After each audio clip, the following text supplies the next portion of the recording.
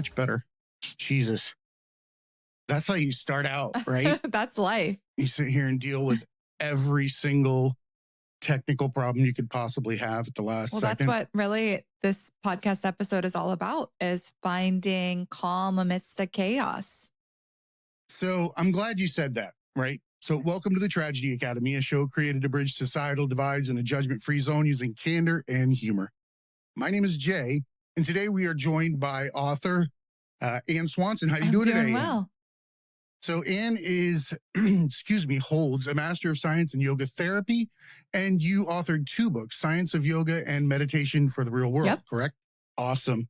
So tell me a little bit about yourself, Ann, and then we can get into why what just happened is a really good segue into this episode. Yes, I myself feel like I'm a pretty type A, recovering perfectionist, tend toward anxiety, that sort of go, and trying to get everything right has always been a part of me. So I never thought I could meditate. That wasn't something that I was drawn to, even though that's probably what I need the most. What I was drawn to initially was yoga, the physical practice of yoga for my anxiety and my chronic pain. And a lot of people are drawn to the physical practice first, the poses, and absolutely, it's easier to get in touch with. And it's looked at as a fitness achievement in how you look, how you're able to stretch. It's a whole lifestyle at first. When you first enter into the practice, if you stay with it, has a lot of other deep meanings once you get through that first hurdle. Yes, but I did not get that at first, because by the time we'd get to the point of the yoga class where we'd be meditating or lying down and going through a guided meditation, I would be looking at my watch, eyes wide open. It is time to go. This is a waste of my time. Got a smoothie, or you can smell the Chinese food restaurant next door. You're like, I'm done. I'm thinking about my list. You can take your downward dog. To do. I'm ready to go back to work. I feel energized. I'm ready to get back to it. And so I didn't really get it. And I felt actually quite anxious during that time. But then every once in a while, a teacher would try a different technique and one would work. One in particular worked. It's kind of silly. I now know the science of it, so I can explain it. It's called progressive muscle relaxation, but I didn't know this at the time. We can do it really quickly right now as you're listening. You could do it. Oh, sure. Absolutely. Let's do this. So in a yoga class, you do it from head to toe. You squeeze each body part. We're just going to do our shoulders because that's where most people hold a lot of tension. So take your shoulders and squeeze them up toward your ears, literally squeeze them as much as you can. Even squeeze your face, pucker your lips, squint your eyes, and sigh it out. We're going to do it 2 more times to really get that tension out. Yes. Now that I've made a fool of myself on camera real quick. Let's do it 2 more times. I look like an angry toddler with a beard. Squeeze, squeeze, squeeze. And sigh it out. Last one. Inhale, squeeze. Let it go. And then feel your shoulders drop. And actually, both of our shoulders are lower. I can see it in the camera. They're physically lower. So you can feel this weight as if it's been taken off of your shoulders. It feels a little lighter. Your neck feels a little longer. And you feel a lightness in that area. A lot of times we're squeezing areas of our body, but especially those upper trapezius muscles, the shoulders, we're as we're typing and texting and stressed out, we squeeze them and we don't even know. So number 1, we're teaching our body the difference between tensing and relaxation. And number 2, the muscle fibers, if we zoom into them, after they squeeze and get closer together, they have a greater capacity to lengthen and release. So that's why they're physically longer dropped your shoulders. So if you would do that head to toe, you're I feel so much better. You're also expressing a very mindful moment. Yes. When you're scanning the body like that, that's actually a form of meditation. Yeah, it's a technique that you're doing when you do that.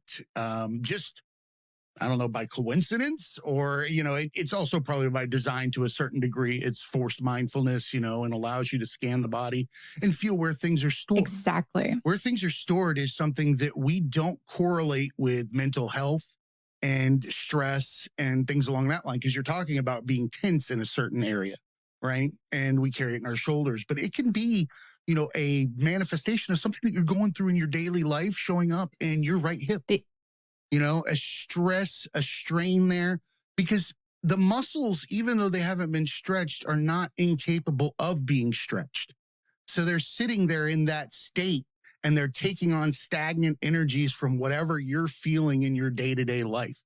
It's going to sit somewhere, or it's going to be like, that Family Guy episode where it's like, I'm a tumor, I'm a tumor.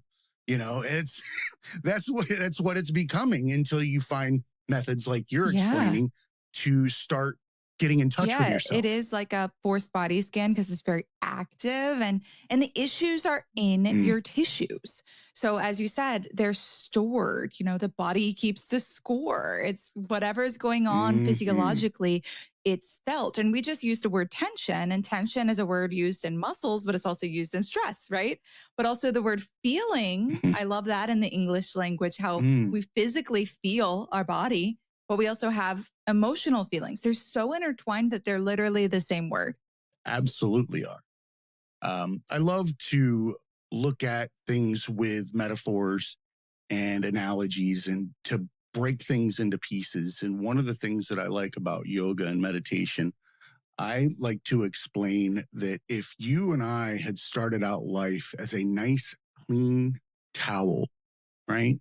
Probably, like one of those hand towels. And that was you went out into your life and you were going to engage in all of the activities that it was to be a human, which we're going to use the analogy of cleaning, right? I'm going to run through life and I'm going to clean things. I'm going to be active. I'm going to engage with people, places, and different areas. And then what do I do with that towel?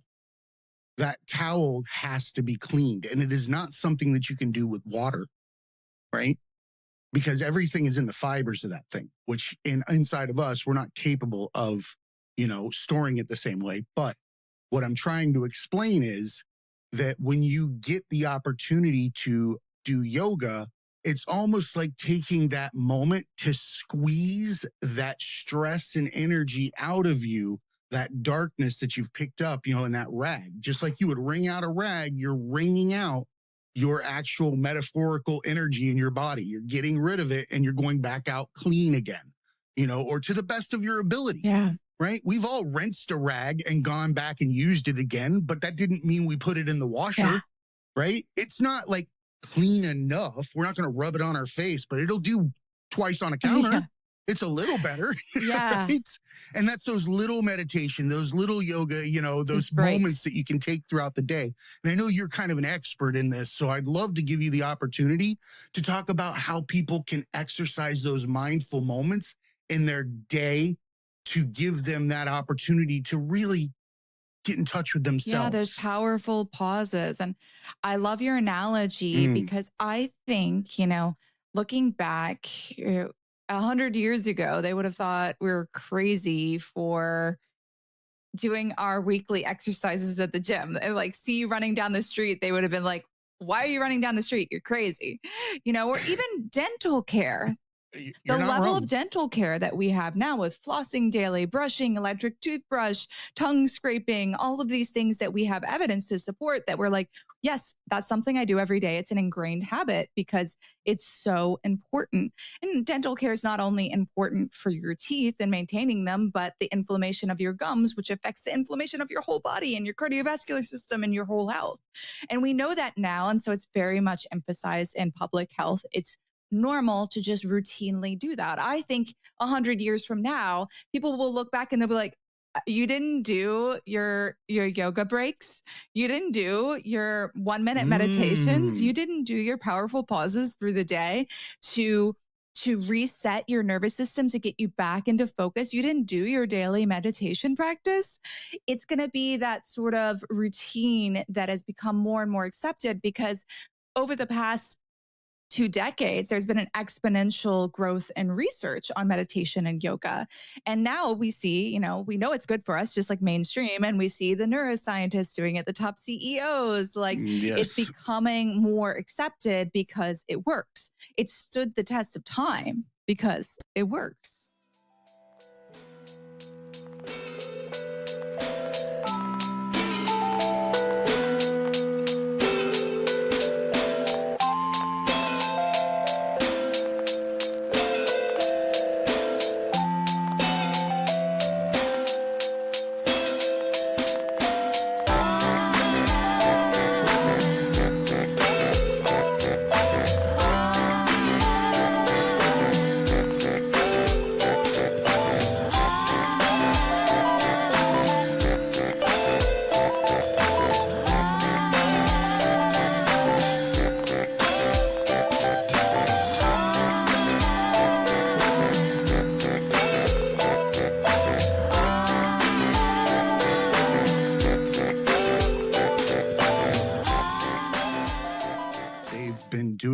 since the dawn of humanity.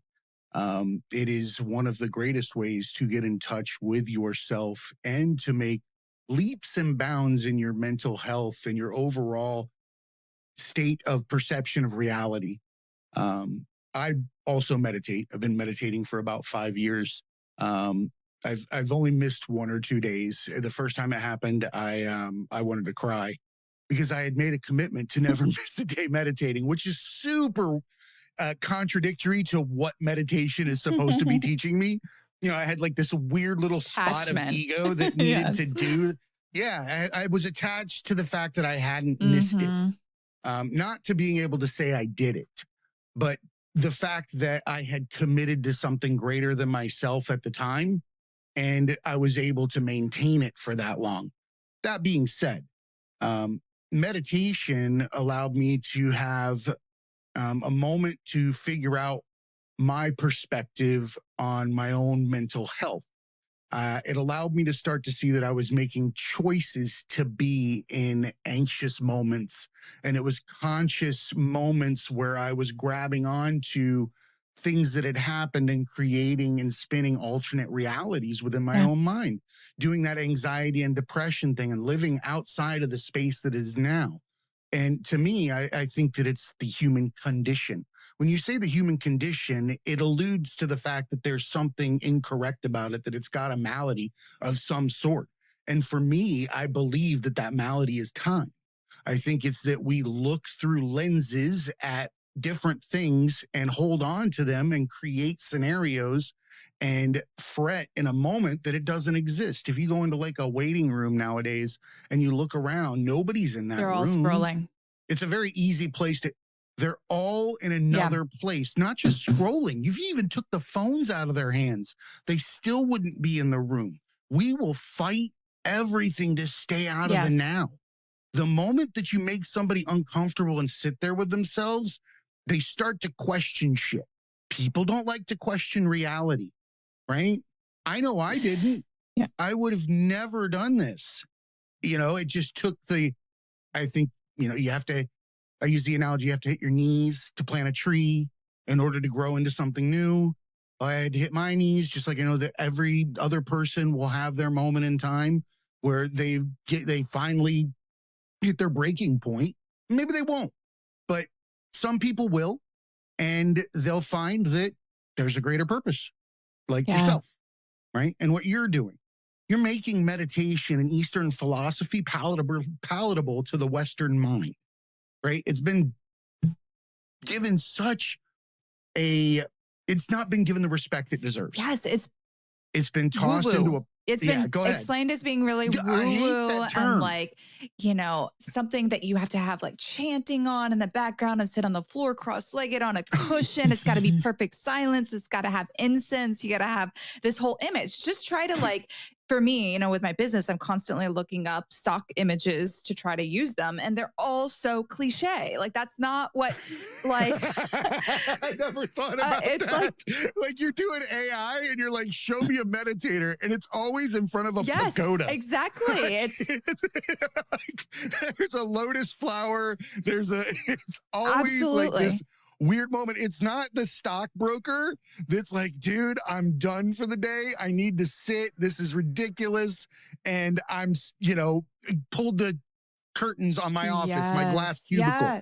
That's normal. Definitely. Or you're a construction worker, right? And you're on the forklift, spin it around backwards, look away from the site and take a minute. Or on the cover of Meditation for the Real World, there's a woman sitting on a subway or a bus, and she looks like chill. She's sitting tall. She's got headphones on. Everybody around her is hunched over their phones, right? Or their computers. They're so distracted. They're elsewhere.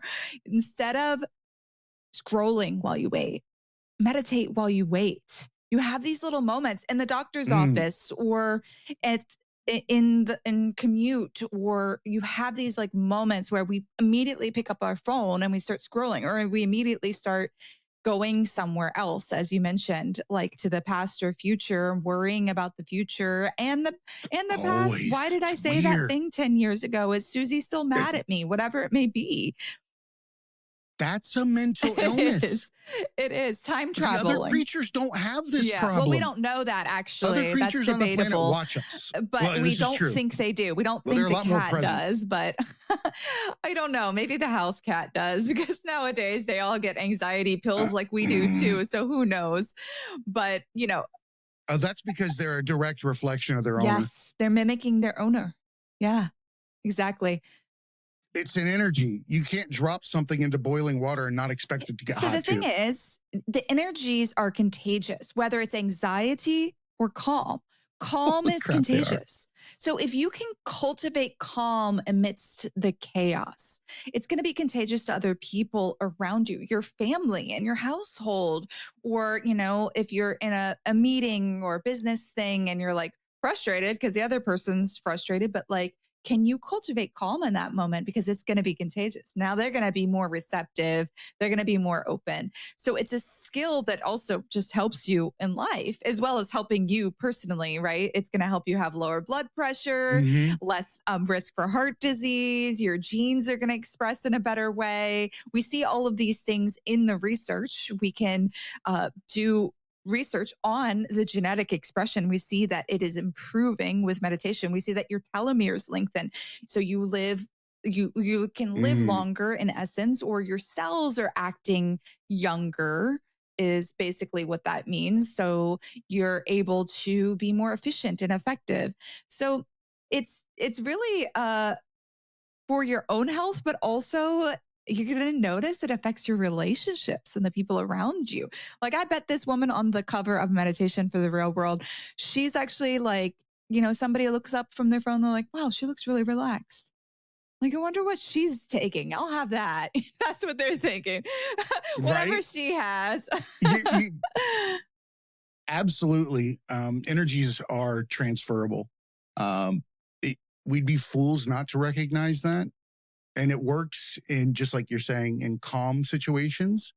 As when you were saying that, one of the first things that popped into my head was when we're all in a heightened state of stress, there's something happening, some kind of an emergency. We're drawn to the stoic, calm, demeanored human immediately. We take our commands from that one. We want it. We need our blood pressure to come down. It's co-regulation. Right? That's what it's called scientifically. It's a concept I talk about in the book. I like that. It's a yin and yang. It's contagious. It's like squeezing a water balloon on either side, right? If you squeeze one side, the other side's going to blow up. It's still there, though. If you're in a relationship with somebody in a house, know that you are transferring energy back and forth until you let your stress go on both sides. And then, and only then, will you have a fluid relationship between the two of you. It's super hard when you're analyzing everything around you, your past, your future, all these different states, and you're in this hyper vigilant scenario. But again, like you're saying, it's transferable. So if you are the one in your group, you're going to give off an energy that's going to bring peace to your surroundings. Or people are going to resent you because you're doing something they can't do. They're going to move on with their life until they figure it out. And you're going to attract people that like calm. You'll change. I want to be around those people. They may come back. Like, that's the cool thing. If you continue to do what you're doing, which is the best thing you can do, if you continue to do that, then they're going to take their cues. You become a solid fixture in their life, even when they're not connected to you. They know, oh, well, they're still meditating. Why are they doing that? Maybe this is the time I should go back and talk to them. So screw what they think about you. It's all about them. They're afraid to take a step out of whatever victim chair they're in, right? Because it's safe. It's comfortable. Yes. When you open your mind to meditation, you must face your demons. You have to look at them eye to eye. And then you find out they're not real. We made it all up. Our mind makes it all up because our mind has a negativity bias, and it has it for a reason, right? To keep us safe. So I think it's the human condition, and you can look at that as a malady, as you mentioned, but I actually think it's a wonderful thing that my mind's evolved to keep me safe. And so if I can view it in that way, I can be like, okay, the reason I'm worried about what I said 10 years ago or what I'm going to eat later is because my mind wants to make sure that I'm fed and I have social connection. But I do. 100%. So it's fine. And the thing about this is that meditation is self-empowering. So you can become that calm amidst the chaos. It's within you. It's within each of us. It's not like you have to spend $1 million to get this skill. You don't have to take some fancy course. You can get a book. You can listen to meditations. I have them at meditationfortherealworld.com. You can get the book. And then I have a free challenge for your listeners. It's 5 days, less than 10 minutes a day. Sweet. With music that has been engineered to optimize your brainwaves. Why is that so hard? Just 10 minutes a day. Why do people look at it? And I used to as well. 10 minutes? Sitting there with myself? It is said that if we all could just sit alone in a room with our thoughts, that would be the answer to world peace. We resist it. But, a guided meditation, don't worry, you're not going to just be facing all your demons and alone with your thoughts. You're going to be guided into what to focus on. So it's going to help you stay present and get into that brainwave state. That's where I recommend to start, as well as in the book, I have these 1-minute meditations. You can meditate while you read, so it's self-empowering. It's something you can learn. It's like reading. We learn how to read. It's a skill. It's not something we're born with, but we learn it. And then the whole world opens up. Doesn't all these possibilities expand once you learn how to read? Same thing with meditation. Once you learn the skill, then you're getting that boot camp for your focus. Think you're not focused enough to meditate? Guess what? This is boot camp for your focus. That's why you meditate. So you get better and better and better at it. And it's self-empowering. You have it with you. And you can.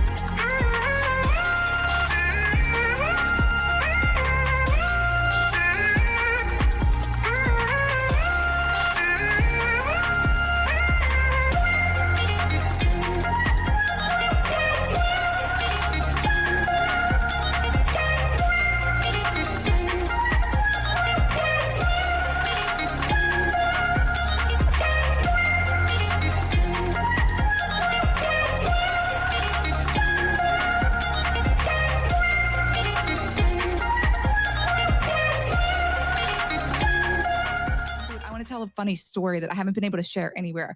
I was on a podcast 2 days ago. I've been on 100 podcasts now. And this podcast was totally threw me for a loop. She told me she wanted me to talk about the neuroscience. So I started talking about the neuroscience. And then she says, well, I don't believe that. I think the negativity bias isn't from what you just explained. It's from demons and spirits that are convincing us against it. And I don't believe that meditation is the way to get out of it. I'm just jaw to the floor, trying to hold my composure because this is a YouTube thing. And so she's like, I don't believe meditation is the best way. What I believe is that you can use what I have, this skill to create a force field, an astral force field between your thoughts and your this moment. So I can do it to you. You want me to do it to you? And I go, sure. Okay. Knock yourself out. Let's do it. And she's like, I don't know, having her hands out, sending this astral force field to me. Bless her heart. I felt more relaxed just because I had a minute to like pause after that loop that was thrown to me, and I know how to meditate, so I'm able to like, laughter, even internal, is still great. It was therapy. Great to have a pause. Because sometimes you find yourself in those moments in life. I like to do those like cutaways where I find myself looking at myself in a moment and amused at the scenario that I'm in. Yes. Once you start becoming mindful, you're like watching, like, what How am I going to handle doing right this? now? Like, is this happening? But you don't want to be disrespectful. Yes. And she asked me to be on We're laughing too. right like now. She should have done some research on me. I teach about the science of these practices. This is absolutely crazy. I mean, although placebo effect, if you believe it's going to work, it's going to work. But the idea of being alone in silence, maybe that's good. But the problem that I have with it is that you had to pay somebody to send you an astral force field. That is absolute BS. No, it's within you. I'm going to teach you the skill like reading, and then you do it on your own. Right. This is the tragedy. It's a tragedy. Right? So you can imagine the number of people that apply to be on the show that are looking to affect change, right? And those people usually come with a set of steps and books and change your life things and the whole sales pitch. And our job is to remove that before it hits this situation, right? And doing that, I subscribe to the theory that if you donate to charity, regardless of whether or not it was philanthropic or from the kindness of your heart, that if you continue this gesture, eventually there will be a moment, because you're closer to it than anybody else, that you will find the reward when you see that it has a positive effect on something when you're supposed to. So if you want to twist a mustache and chuck money at adoption agencies, whatever, eventually you're going to see Tiny Tim or whatever, and I think this is the same thing. If you continue to do it, eventually it's going to set in. You're going to find your way, right?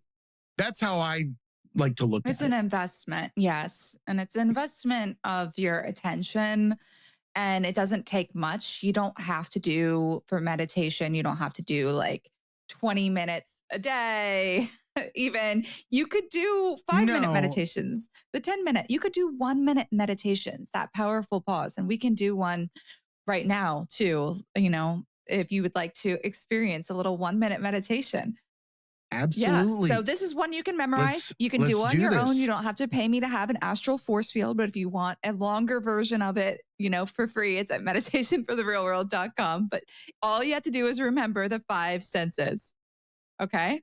So first thing you'll do, like, let's say the scenario is you have a stressful email, you have some wackadoodle person trying to send you astral force fields. Somebody comes on your podcast that's trying to pitch and sell something bogus. I don't know. Whatever the scenario is, you need a powerful pause. Okay. So you turn away from your computer, that stressful email, and take a moment and look out a window if you can. So allow your vision to expand. If you can't look out a window, just look further. So you're not looking at a screen. Our eyes don't like those little screens. They like to relax. Your brain likes to see an expansive space and vision.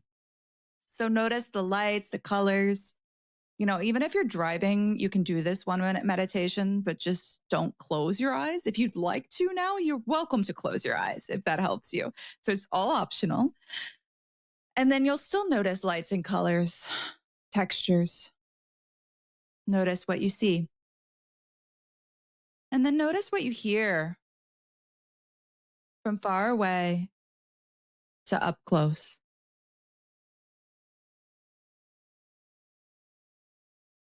Hearing my voice, maybe even hearing the sound of your own breath. Take a deep breath in through the nose. Notice what you smell. And then notice any taste as you exhale. Bringing the attention to the physical body, notice what you physically feel internally, deep to your skin. What feelings are felt? How are your emotions involved in that? You might even feel compelled to move, like change your posture, do a little stretch. That's totally fine. Listen to your body and what it's asking you to do. Processing the physical and emotional feelings.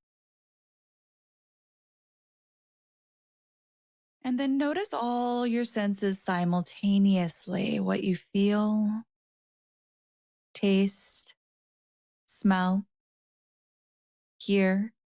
Your eyes are closed. You can flutter your eyelashes to slowly open your eyes and what you see. Take it all in.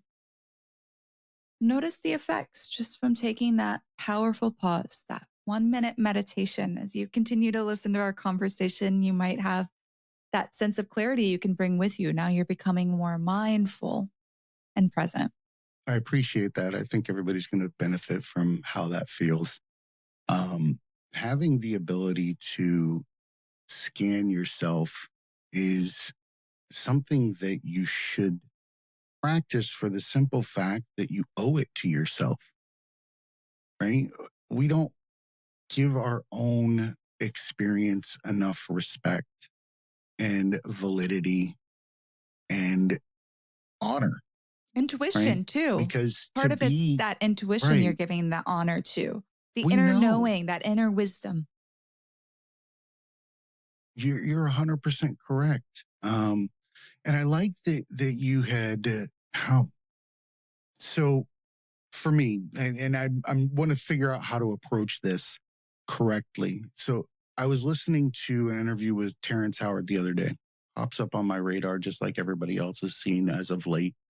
He's a brilliant man, which is not just because of the ability to analyze the physics and, the different states of reality, but for the simple fact that he recognizes that foundationally we're not expressing ourselves with each other correctly.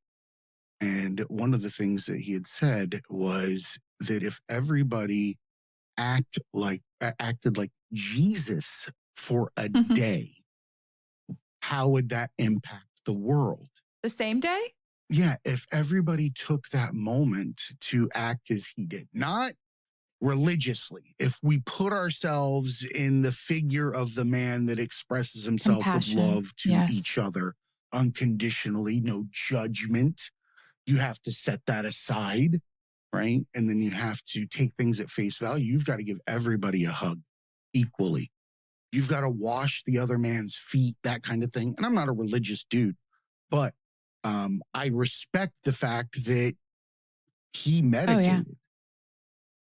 That's prayer. So for those people out there that are religious and hear the word meditate and think that they're being taken into a woo scenario, you might want to go back, listen to a couple of episodes that we've had. We spoke with a nun that was also a monk, right? And we talk about what it was to be, what is it, a monastic nun or monastic nun? So at I think Mount Carmel, something like that. Anyway, that's so cool. So they do prayer the same way that we would do meditation and still reach the same transcendental states. I always like to point out that religion and spirituality and all the flavors of it are like a pizza, right? We're all the same thing. We just have different toppings, right?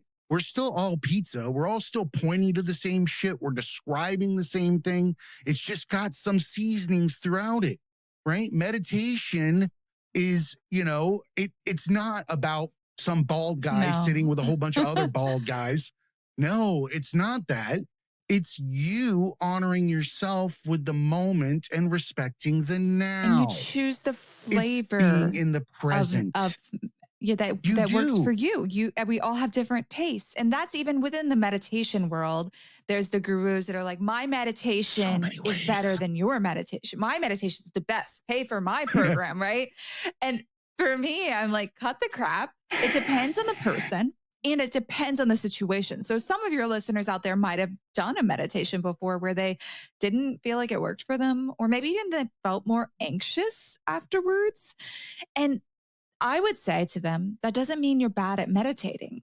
Just means you're doing the wrong meditation for you or for that situation, right? I'd give it very different meditation if you're anxious versus depressed, or if you're trying to focus for a work project and get into flow, a meditation to do before that compared to you're trying to wind down for sleep. Those are totally different meditations. So that's one thing I was like really aiming to do is show the array of options, and prayer, is an option to combine them. But as you mentioned, some types of prayer are basically the meditation. Carmelite nun. Sorry, that just popped in my head. Keep going. Carmelite nun. That just popped in my head. I completely forgot for a second there. Sorry. I was still listening. It just popped in my head. Carmelite nun. Yes. Anyway, so prayer, please. Like the way we think of like, I don't know, the way I was raised, Christian Methodist, prayer was speaking to God. Thank you. This is what I want, right? It was that sort of prayer. Yeah. There's other types of prayer, the Buddhist prayers, or even, there are types of like mala beads in Catholicism that are, well, they're not mala beads, but the rosary beads that are similar to the mala beads in Buddhism. Mantra, Hail Mary, exactly. Our it's Father. A mantra. You tell me the repetition of the same thing to get to a certain mental state of purity where you've wrung out your mental rag and your heart, whatever it is, you've given yourself that moment to be clean again. I think this is also one of the reasons why religion sticks around, that redemption scenario. I feel like we sniff around the fact that it's always now, right? So that means that there's a permanent reset button. So no matter what is going wrong in your life, you have the ability to be a new human at any given moment, right? And if you do get the chance to meditate, you do get to sit down, look at the child in the corner.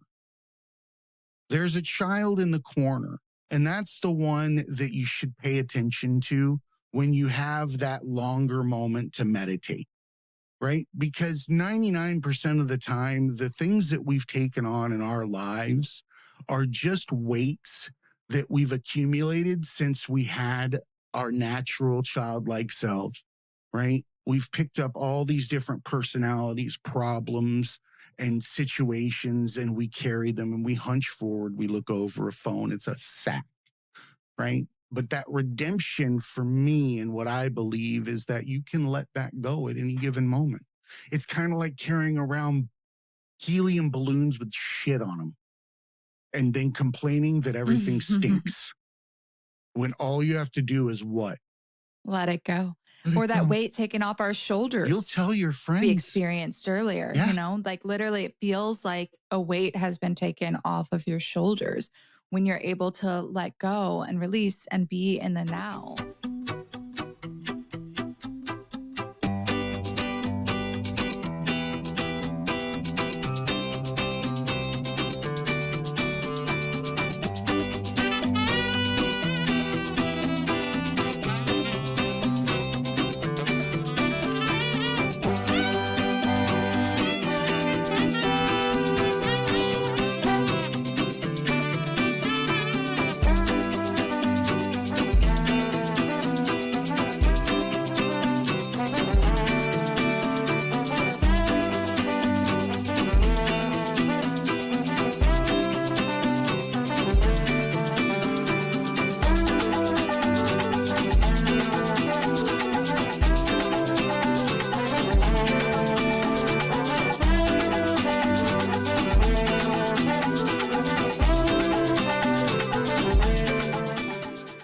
I truly love what you're doing and how you're doing it.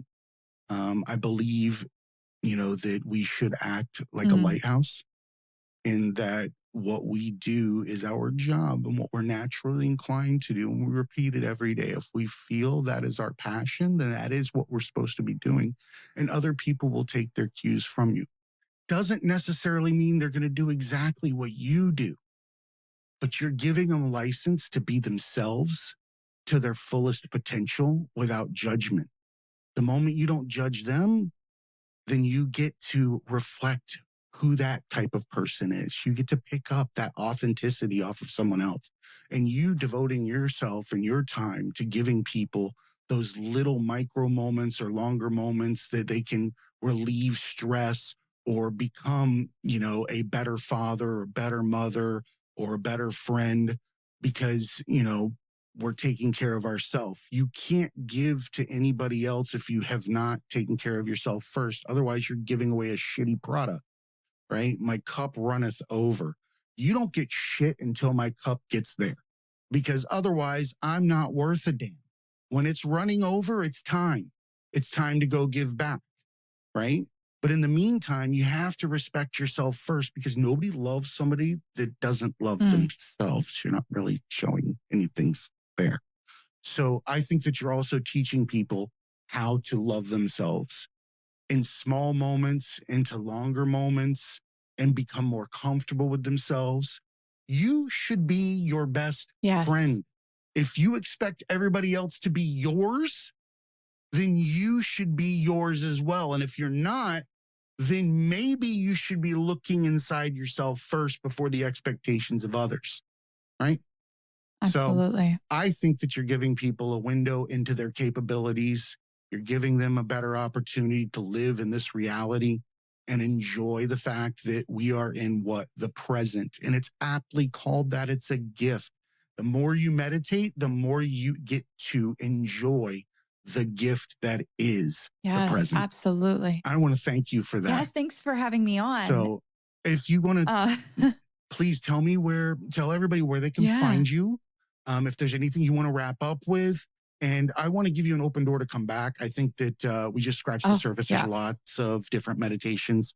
I'd love to get you on with some of our other guests that we've had in the past because I like your approach to it. You have a very modern approach, not Western, but East meets a West. less in-your-face approach about it. Right, it is. It's a fusion.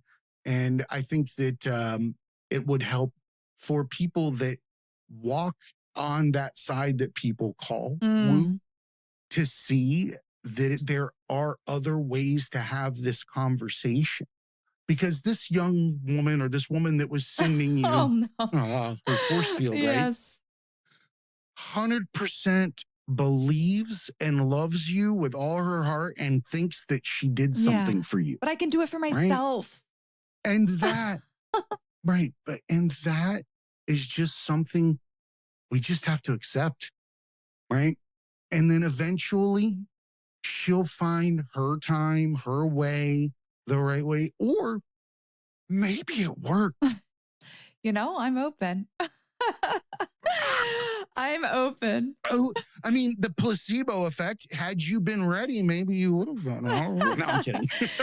Well, my goal is... See, now I'm blaming you. I'm like, had you been open to it, you could have been in, you drank the Kool-Aid, then you could have been. She kind of did too, actually. She said, and if it didn't work for you, you aren't receptive. And it's kind of like, and she said that to all the YouTube listeners too. So she kind of blamed us too. It's your fault. But yeah, my goal is to combine the East and the West, right? I studied yoga in India and Tai Chi Qigong in China and meditation throughout the world. And then I did my master's of science in yoga therapy to get that Western perspective, as well as going to pre-med course load, working in a cadaver lab, exploring the human body from that perspective. But it's led me to this like spiritual perspective. When you combine the East and the West, the science and the spirituality, they align. And so that, I think it defines unknown things in the Western mind. I think that we skirt around feelings and intentions, intuition, interactions that involve energetic exchanges between two humans. We don't have names for them in our side of the world. They do. and they have a definition for the gaps that we have on the Western side. But and isn't vice the scientific method about asking why, inquiring, continuing to inquire, and deep curiosity? 100%. And so that's why I teamed with Dr. Sarah Lazar, Harvard neuroscientist, to write and integrate the most cutting edge research into meditation for the real world, so that it has that science, but it also has the step-by-step practices that are great for beginners if you want to learn to meditate, long-term practitioners to get, there's 83 different meditations in here for different situations. So to expand your horizons, or that gift for somebody who, your mother-in-law that was told to meditate by their doctor, but can't get into it or thinks it's too woo-woo. Like, this is a good gift. I'm giving this to Gary. My co-host, he has trouble with meditation, so he's going to get one. I'll tell you what, here's what we'll do. We'll wrap up today, and I'm going to get Gary your book. I'm going to ask him to read it, and I'm going to have him come on the next time with you, and we can all discuss it. He can talk about how it helped him. So tell everybody where your website is. You can go to meditationfortherealworld.com. You'll find out about this book, as well as, you'll get information about my other books, Science of Yoga, but you'll also join the meditation challenge. Less than 10 minutes a day, 5 days, and it's super accessible. So definitely go to meditationfortherealworld.com. You are the best. I genuinely appreciate you. And remember, everybody, be cool and keep learning.